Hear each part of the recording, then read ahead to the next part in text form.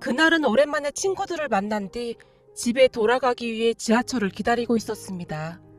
그렇게 지하철이 언제쯤 올까 하는 생각과 함께 지하철이 들어오는 쪽을 바라보고 있었는데요.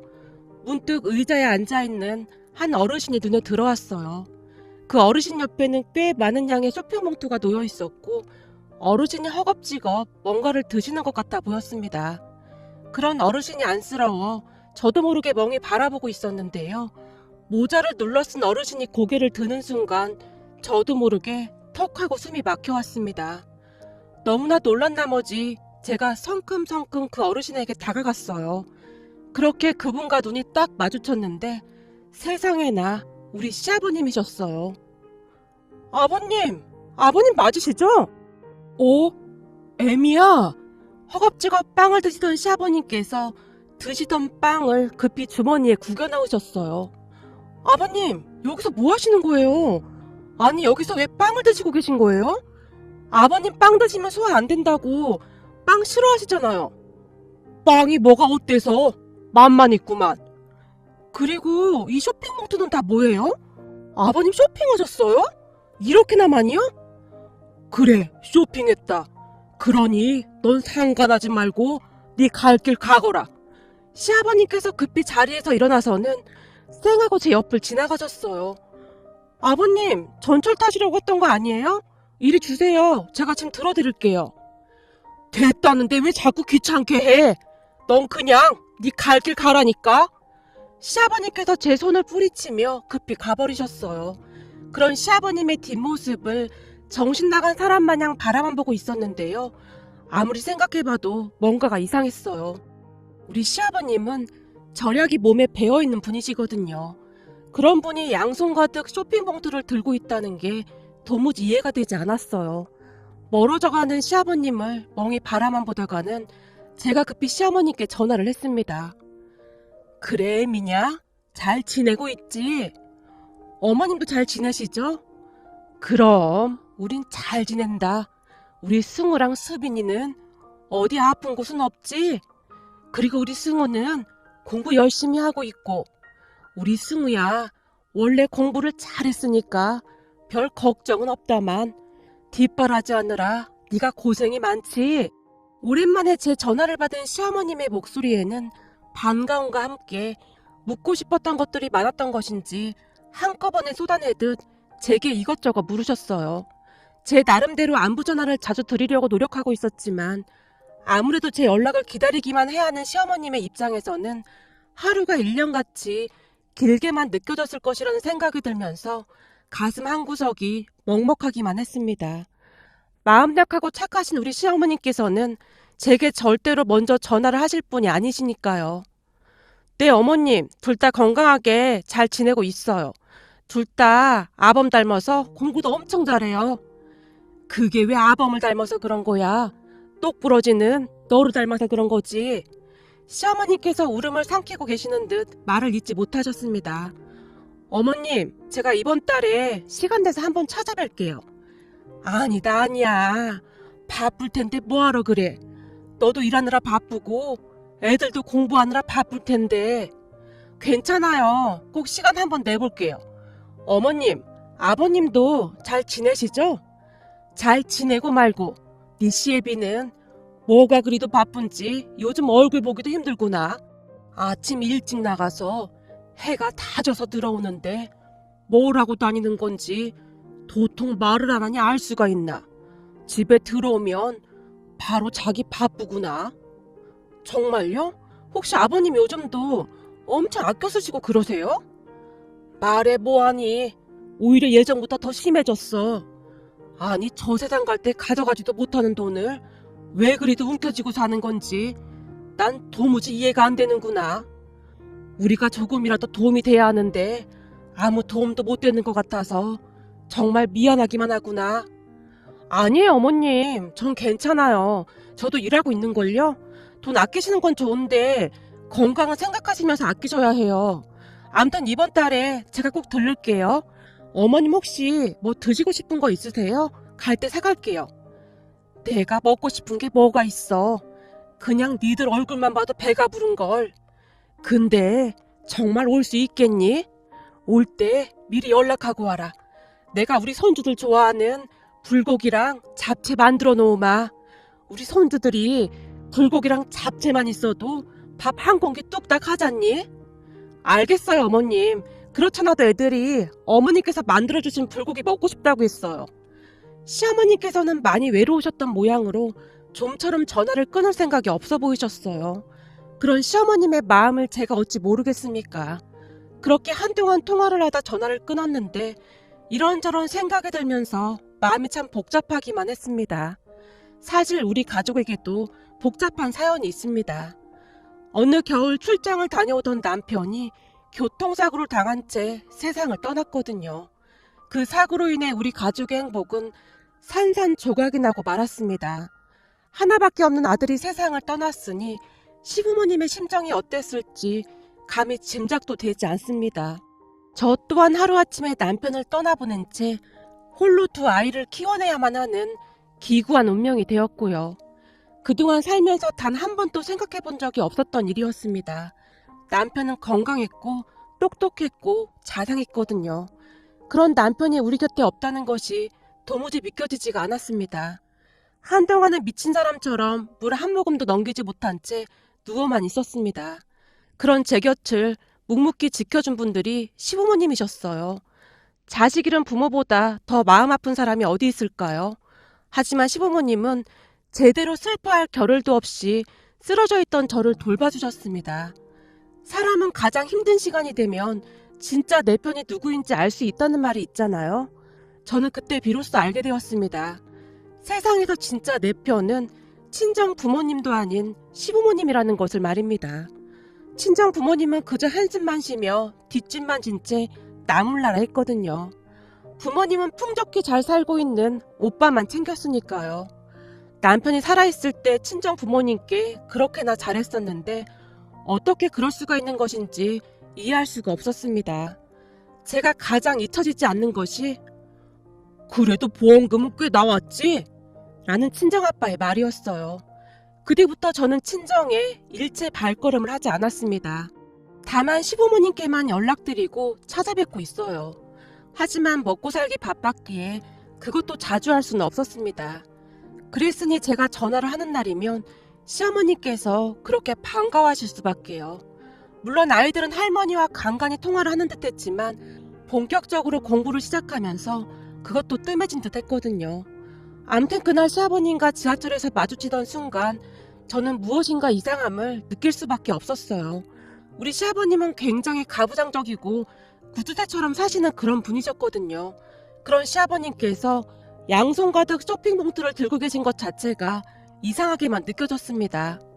아무래도 걱정이 됐던 저는 그날 시아버님께 전화를 했습니다. 하지만 시아버님은 제 전화를 받지 않으셨어요. 그날 집에 돌아간 제가 제일 친한 친구에게 전화를 걸었어요.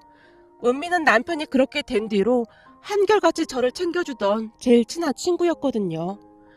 은미야, 나 오늘 전철에서 시아버님을 봤거든? 니네 시아버님을? 근데 그게 왜? 왜, 너도 알고 있잖아. 우리 시아버님 빵 엄청 싫어하시는 거. 전에 내가 꽤 유명한 빵집에서 산 비싼 빵이라고 한 번 사갔다가 엄청 혼났다고 너한테도 말했었잖아. 먹어도 소화도 안 되는 그런 빵을 사왔다고. 그래서 속상해서 너한테 울면서 전화까지 했었잖아. 그랬지. 니네 시아버님도 참 대단하셔. 그래도 며느리가 사온 빵인데 그런 말 할 수가 있냐? 지금도 똑똑히 기억난다. 그거 나름 엄청 맛있고 비싼 빵인데. 그러게. 근데 말이야, 우리 시아버님께서 오늘 지하철 기다리는 의자에 앉아서 그 편의점에서 파는 그런 빵 있잖아. 그 빵을 허겁지겁 드시고 계신 거 있지? 넌 지금 이 상황이 말이 되는 거 같냐? 빵이라면 질색을 하시던 시아버님께서 그것도 사람 많은 지하철역에서 허겁지겁 빵을 드시고 계신다는 게 정말? 별일도 다 있네. 나도 니네 시아버님 가끔 뵀었잖아. 근데 절대 그럴 분이 아닌 것 같던데. 내 말이 그 말이야. 거기다 무슨 쇼핑을 하신 건지 양손 가득 쇼핑백을 들고 계시더라니까. 너 이상했던 건 말이야. 날 보더니 마치 귀신이라도 본 것처럼 도망을 치시더라니까. 뭐? 쇼핑백? 니네 시아버님 절대 쇼핑 그런 거 안 하시잖아. 거기다 도망을? 아무리 봐도 뭔가가 이상한 것 같긴 하다. 혹시 니네 시아버님 꽃뱀이나 그런 여자들한테 걸린 거 아니야? 근데 그렇다고 하기엔 너무 올거진 분이시라 절대 그럴 리가 없는데? 그러니까 이상하다고 하는 거지. 네가 봐도 뭔가 좀 이상하지. 난 내가 너무 예민하게 생각하는 게 아닌가 싶어서 너한테 물어본 거야. 내가 의지할 사람이 너랑 시부모님밖에 더 있냐? 이럴 때는 너밖에 생각이 안 난다. 남편이 있었으면 얼마나 좋았을까? 야, 넌 잘 나가다가 왜 또 비련의 여주인공처럼 그런 말을 해? 너한테는 남편보다 든든한 내가 있잖아. 친구 은미가 호탕하게 웃었습니다. 은미는 친정 식구들보다 더 가족 같은 친구였어요. 결국 은미와 통화를 한 뒤 의심이 확신으로 변해가고 있었습니다. 그렇게 얼마 뒤 아이들을 데리고 시댁으로 갔는데요. 왔다 갔다 차비만 드는데 뭐하러 왔어? 당신은 힘들게 온 애들한테 무슨 말을 그렇게 해? 시어머니께서 제 눈치를 보며 시아버님을 나무라졌어요. 그리고 애미 너 내가 돈 아껴 쓰라고 몇 번이나 말했냐? 우리 집에 올 때 절대 이런 거 사오지 말라고 했잖니. 이제 애들 대학 가면 돈 들어갈 일이 태산인데 어쩌려고 그러는 거냐? 우리 아버님 잔소리 또 시작하셨네요. 그냥 내복이랑 두툼한 실내복 한 벌씩 사온 거예요. 아버님 돈 많이 들어간다고 보일러 잘 틀지도 않잖아요. 그러다 어머님 아버님 감기라도 걸리시면 큰일 난단 말이에요. 우리나라서 잘 살고 있으니까 너나 신경 쓰고 살아. 아버님, 근데 얼마 전에 지하철역에서는 왜 그러고 계셨던 거예요? 그리고 아버님 살이 왜 이렇게 많이 빠지신 거예요? 혹시 어디 아프신 거 아니에요? 병원은 다녀오셨어요? 내가 뭘? 넌 신경 쓰지 말라고 하는데 왜 자꾸 귀찮게 하는 거냐? 내 몸은 내가 잘 아니까 넌 신경 쓰지 말거라. 아버님, 지금 고집 피우실 때가 아니라 혹시라도 아버님까지 아프시면 우린 어떡해요? 잘 아시면서 왜 그러시는 거예요? 제가 지금 의지할 사람이 어머님, 아버님밖에 더 있어요? 그러니까 아프시면 병원에 좀 가지고 하란 말이에요. 지금 아버님 얼굴이 어떠신 줄 알긴 하시는 거예요? 지난 며칠간 시아버님의 알 수 없는 행동들 때문에 심란하기만 했기에 저도 모르게 욱하고 말았는데 그 순간 제 눈에서 눈물이 뚝 하고 떨어졌습니다. 엄마라는 것이 맨날 눈물바람이나 하고 있으니 내가 하루도 마음 편할 날이 없어. 시아버님께서 버럭 화를 내시더니 밖으로 나가셨어요. 그 모습에 시어머님께서 난감한 표정으로 저를 달래셨고요. 애미야, 네 시아버지 괜찮다. 밥도 잘 먹고 어디 아픈 곳도 없어. 그러니까 너무 걱정 말거라. 그리고 네 시아버지도 네 맘 다 알면서 괜히 저러는 거야. 너무 서운하게 생각하지 말고. 그나저나 우리 손주들 배고프겠다. 얼른 밥 먹자. 그렇게 식탁에 앉아 식사를 하고 있었는데 잠시 뒤 시아버님께서 집 안으로 들어오셨어요. 아버님, 아까는 제가 죄송했어요. 얼른 오세요. 식사하세요. 아니다. 내가 그만 또 욱한 것 같구나. 이놈의 성질은 고치려고 해도 잘 안 고쳐지는구나. 네가 이해하거라. 아니에요, 아버님. 근데 진짜 어디 아프신 건 아닌 거죠? 난 진짜 괜찮으니까 걱정하지 말거라. 네 말대로 지금 내가 아플 팔자도 아니잖니? 어떡하다 우리 손주들 다 클 때까지는 버텨야 하지 않겠냐? 그동안 살면서 가족들에게 무서운 모습만 보이셨던 시아버님께서도 연세가 드시는 것인지 처음으로 제게 사과까지 하셨어요. 시아버님은 그날 지하철에서의 일에 대해서는 단 한마디도 하지 않았습니다. 하지만 그 뒤에도 저는 이상하다는 생각을 떨쳐버릴 수가 없었습니다. 그러던 어느 날 친구 은미가 집에 놀러 왔어요. 은미야, 아무리 생각해봐도 우리 시아버님 뭔가 이상한 것 같거든? 자꾸 뭔가를 숨기시는 것 같아. 아직도 그 얘기야? 암튼 넌 그냥 지나치는 일이 없는 게 문제야. 니네 시아버님이 별일 아니라고 했다며. 그럼 그냥 모른 척해. 아니, 걱정돼서 그렇지. 혹시 무슨 사기라도 당하신 거면 어떡해. 야, 말이 되는 소리를 해. 니네 시아버님이 사기를 당하셔? 그렇게 철두철미한 분이? 절대 그런 일은 없을 거야. 아, 그런 말이야. 우리 이렇게 할까?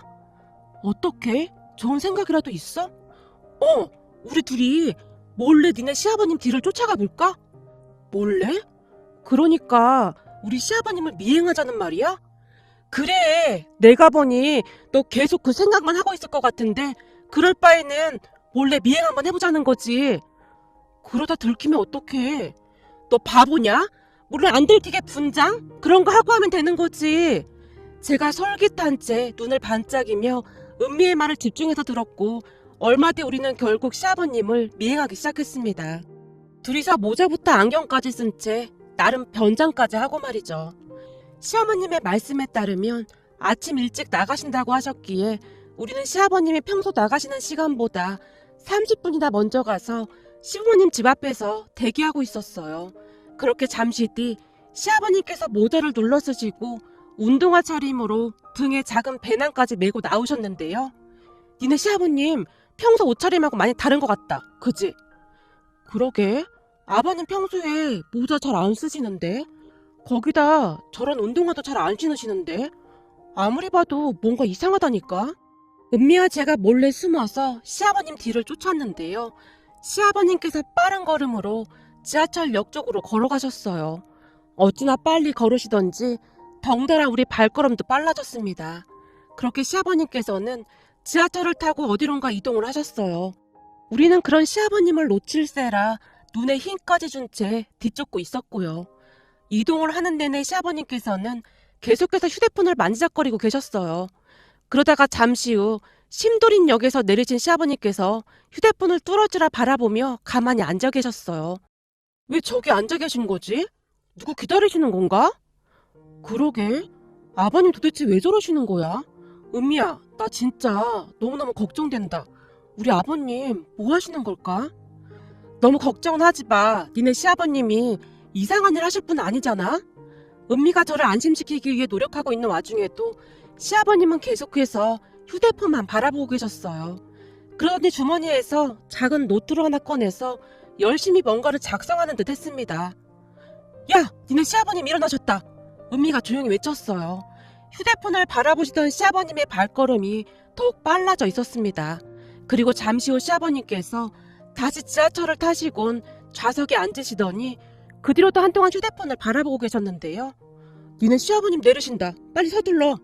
그렇게 시아버님께서 지하철에서 내리셨고 노트를 바라보며 다시 빠른 걸음으로 걷기 시작하셨어요.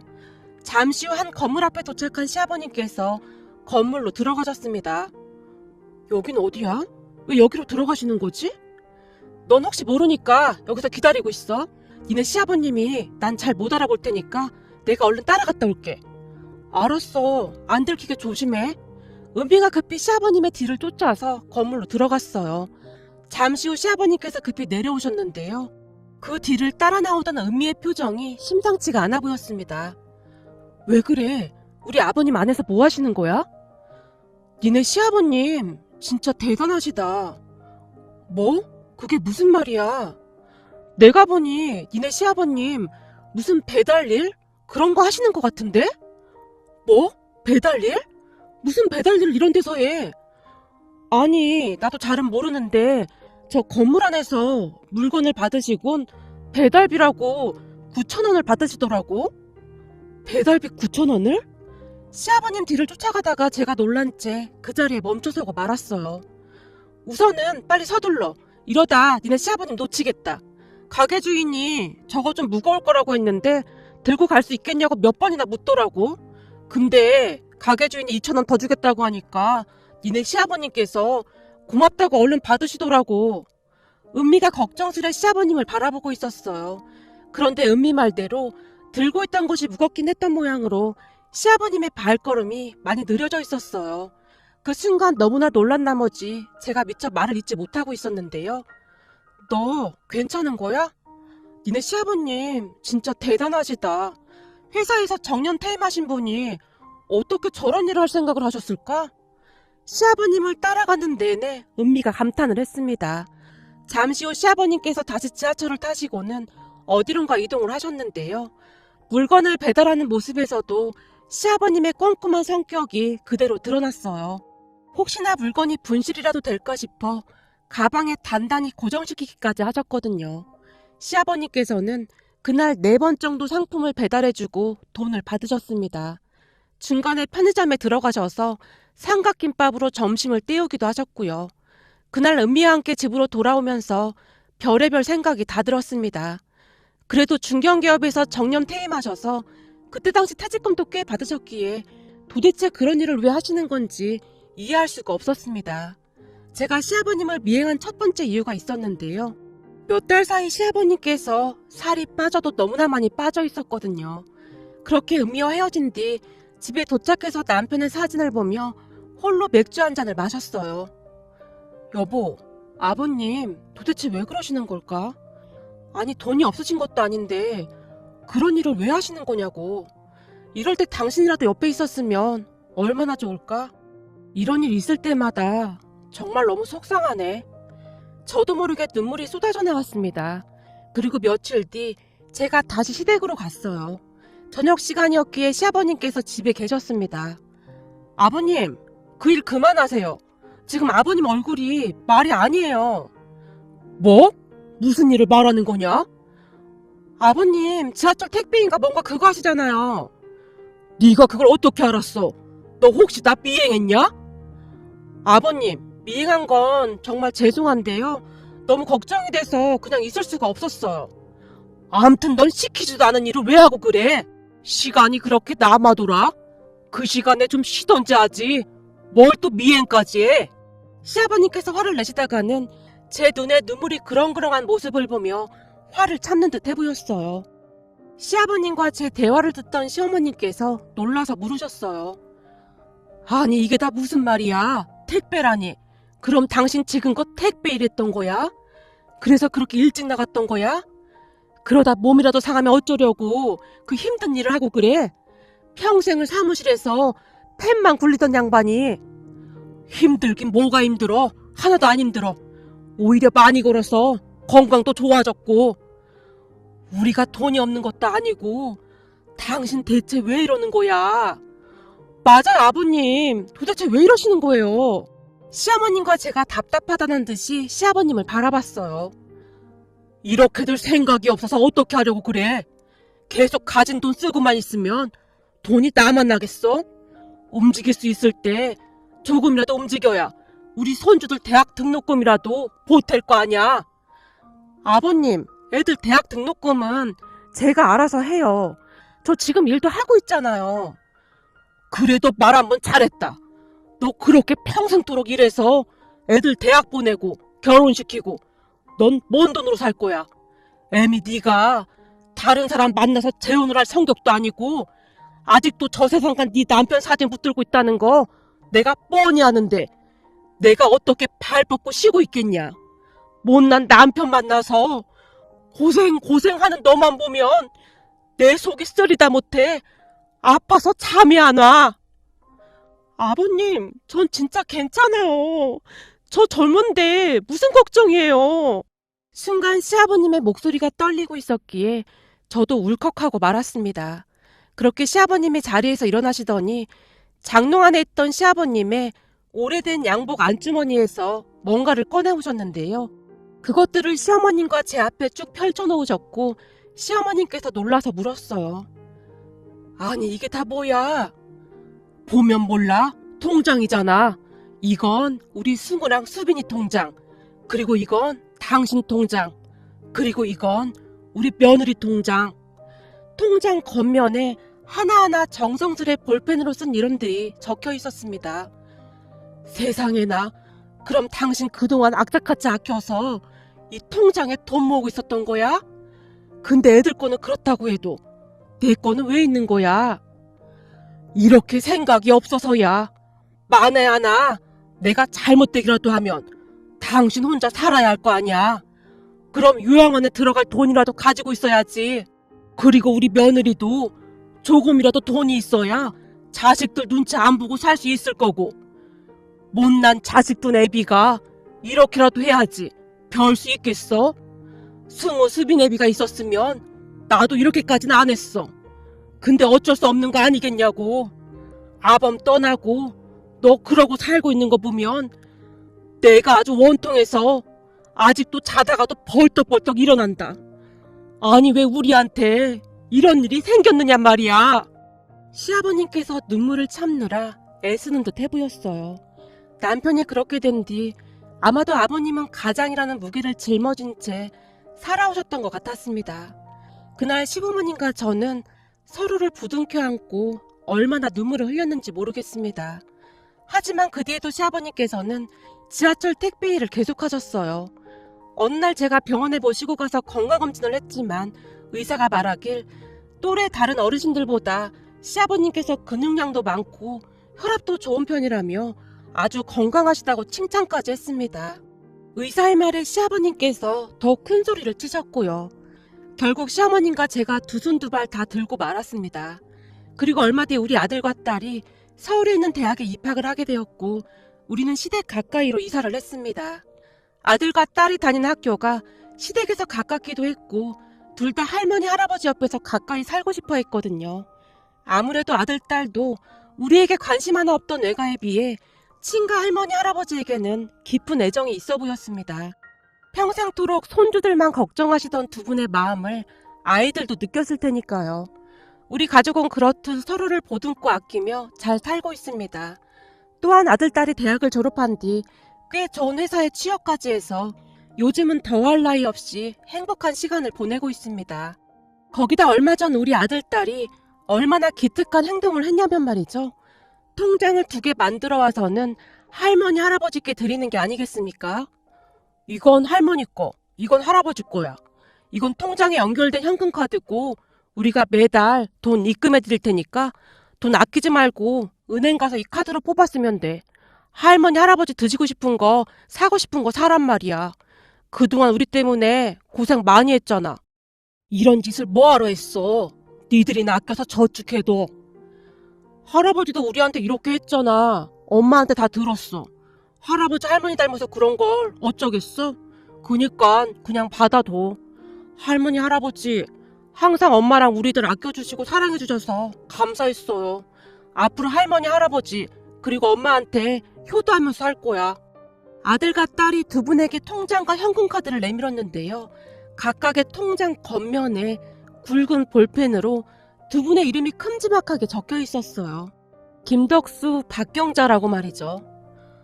이놈들이 할머니 할아버지 이름을 그냥 막 쓰는구나. 그동안 할머니 할아버지로만 불리다가 이름 보니까 왠지 정겹지 않아? 아들과 딸이 큰 소리로 웃었습니다. 하지만 시부모님의 눈에서 눈물이 하염없이 쏟아져 나왔어요. 자식 먼저 떠나보내고 마음고생 많이 하신 우리 시부모님의 앞날에 행복과 축복만이 가득하길 간절히 바라봅니다.